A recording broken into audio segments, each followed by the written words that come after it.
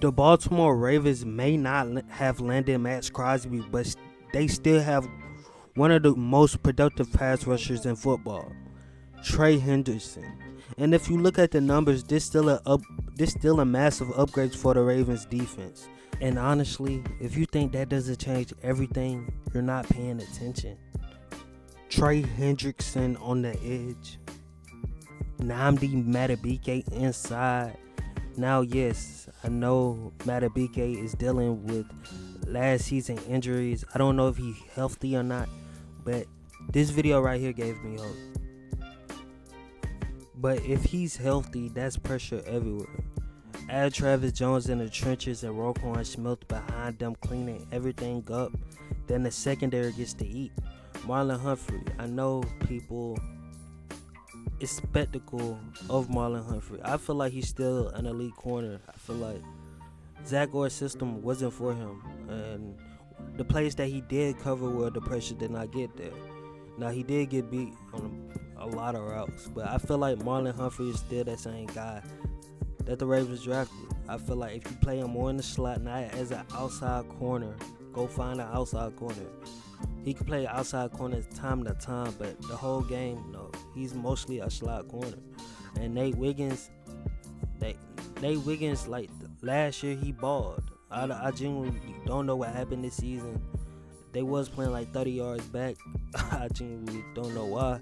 But other than that, you add Kyle Hamilton, who could literally move anywhere on the field. He could play any position, corner, safety, middle linebacker, D-tackle, defensive end, man.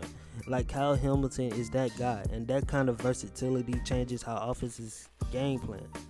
Honestly, Maxx Crosby would have been amazing, but I feel like the Raiders wasn't fully honest. And it was a report I just seen that Trey Hendrickson and Maxx Crosby was a possibility for the Ravens at the same time.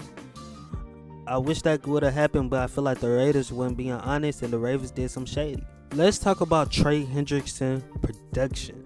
Since 2021, Trey Hendrickson has been one of the most consistent edge rushers in the NFL. 61 sacks since 2021, top 5 in the NFL during that span. Back-to-back 17.5 sack season, 2023 and 2024. Led the entire NFL in sacks in 2024. 81 career sacks over his career with the Saints and the Bengals. That level of production put him in the same conversation as the elite pass rushers in the league. What he actually does on the field, Hendrickson wins differently than most edge rushers. He's not a power rusher, he's a extreme technical.